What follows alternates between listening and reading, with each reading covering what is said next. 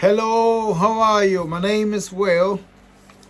Um, I've been talking to you about stress at work, and I say that the law backs you up with regards to stress.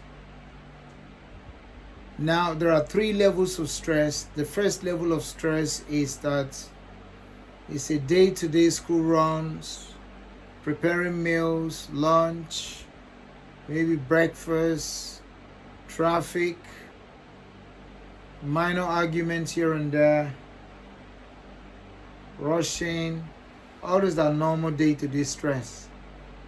Then, and I'll say the second level of stress is what we call the acute stress. And that is arguments with your partner, arguments maybe with the children, constant arguments, or very often arguing.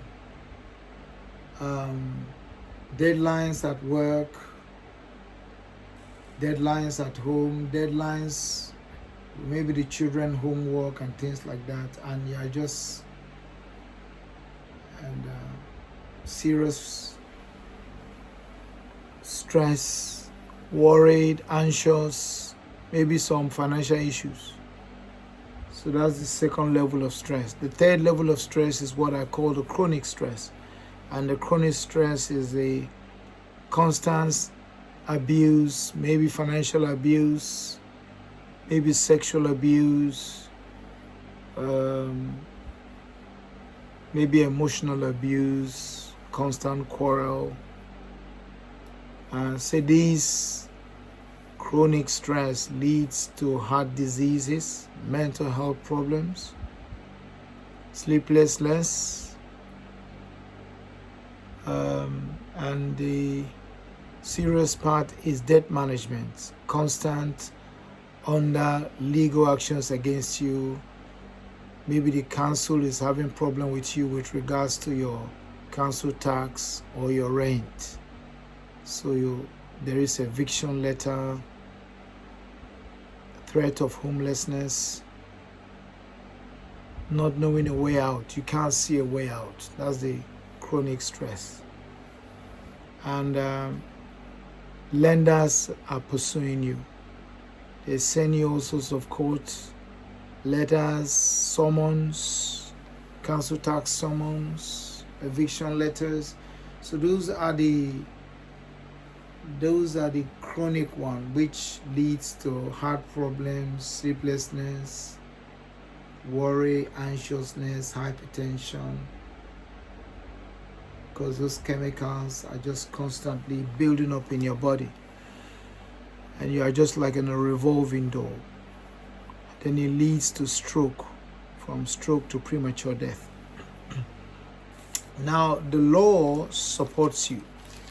And I said that the law says that your employer, if they notice anything, they should call you and ask you a question.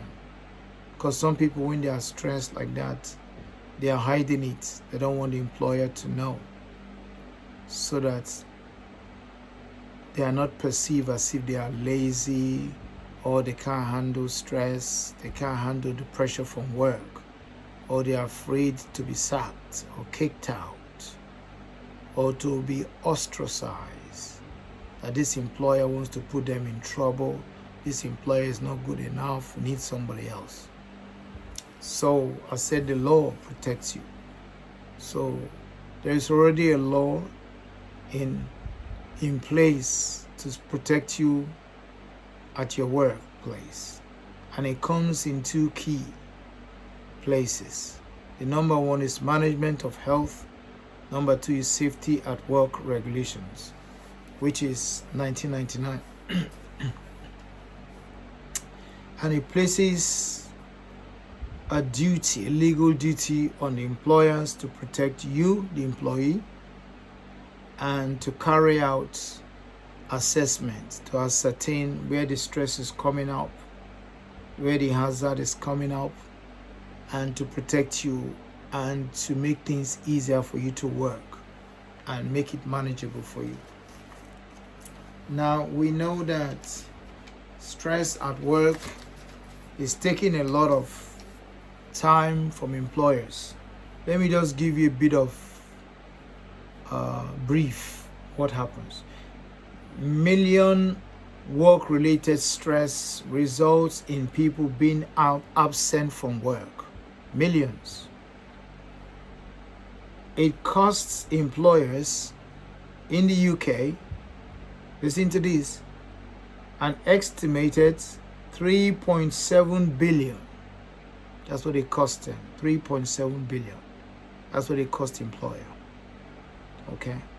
That's staggering.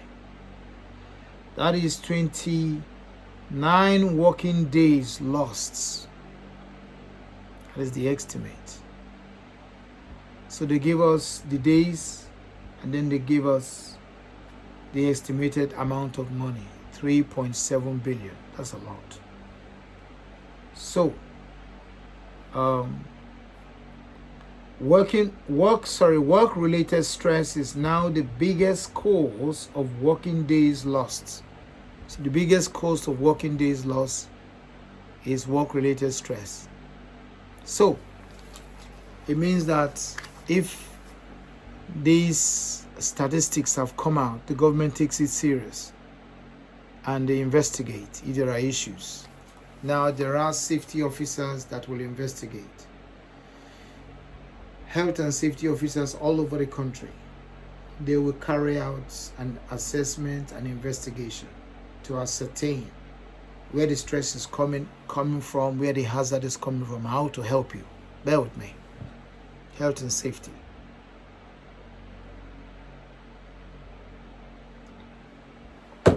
So, it's a bit hot today, isn't it? So, from the Government Act of Parliament. Now, the Act of Parliament is different from regulation. So, the Act of Parliament came from what we call the primary legislation. The primary legislation is enacted by the Act of Parliament. And I've said this before, I don't want to go back again, which is an introduction of a bill, a debate of the bill. It goes through, come back 1 or 2, 3 times, and then it goes through a scrutiny committee. They scrutinize this, they take it, they bring it back, they debate it. When the government agree with it, they send it to the Parliament, to the upper house, which is the House of Lords. House of Lords looks at it. Does it meet all the requirements? Is it equity? Equity means balance, fair. Is it fair to everybody involved? If it's not, the House of Lords send it back, say it's not. Make an adjustment. They make an adjustment. I've said it before. Go back to my tapes. You will listen to all this. So it becomes an act by the seal of the royal family or by the seal of the Queen. Okay? It become an act. So I don't want to go into all that. Go back again and listen to what I was saying. But an act of Parliament is the law itself. It's an written constitution, but it's a law. Sealed by the Queen is the law. Now, listen to this. Regulation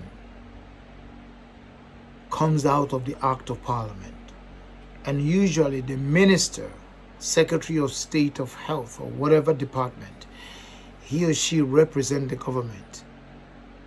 Okay? And that is where the regulation came from. Not the Act of Parliament. The regulation comes from the Act of Parliament. So the regulation says, by the way, the Act of Parliament was 1974. That's the Act of Parliament. And you can get that on http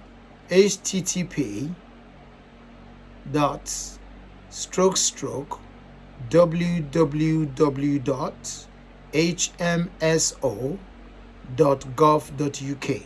You can download it from there. Okay? So now, we now have regulations that came out of the Act of Parliament. The regulation says that the employer are responsible to look after the health of the employee. And the employee also is responsible for making sure that they understand and they have the awareness of safety at work. And then also the representative of the employer is responsible by making sure they themselves, they're on the lookout for anything that they might see as danger to the health of the employee and the employer. And they must carry assessment. If they don't do that, if anything happens, the health and safety officers that represent this country on different cities will come out and make investigation. And that company is likely to be closed down or fined. Okay? If you forgot everything I've said, I know it can be complicated. Yeah? I have law background, that is why I can understand this. But if you forget everything, just understand this. The law backs you up. You can repeat that with me. The law of the land backs me up if I'm stressed or there is hazard at work. That's what you need to do. The law backs you up, okay? Now, since it's costing the government a lot of money, it's costing employer a lot of money. It cost them 3.7 billion. That's a lot of money. So, health and safety law and health and safety regulation is important. Now, let me read for you what it says. The law is already in place with regards to stress at work. It comes from the two key places. Number one, management of your health. Number two, safety at work regulation, 1999, which places a legal duty on employers to protect employees from stress at work. And by doing so, they must make a risk assessment and they must act on the risk assessment. Why? An assessment is to ascertain the hazard that the employee is facing and the stress that they are confronting. So the law backs you up. Now, I'm just going to read one more thing and then I'm going to put a cap on it. Through occupational injury and work ailment, work-related stress costs the government millions and millions of pounds. So they know that through the biggest cause of working days being lost is through occupational injury and work ill health issues. So this problem is a real problem. And tomorrow I'm going to tell you all of the companies that are involved in what they call the joint drawn guide, to let you know that the law supports you and protects you. So the agreement that came out from the regulation is this. The aim of these voluntary agreements are, number one, to increase the awareness and the understanding of employers and workers and their representatives of work-related stress. So 3 people involved: the workers, the employers, and the representative of the employers. Everybody's involved. So, and this is to draw the attention that they must look out with regards to problems of work-related stress. If they don't look out, someone die or something happen, they will be in big trouble. legal actions will be taken against them. So the law supports you. If you forget everything that I've said, remember this: the law supports you with regards to stress at work. So I want to leave you with that. Okay? And I'm going to speak to you tomorrow. Bye-bye.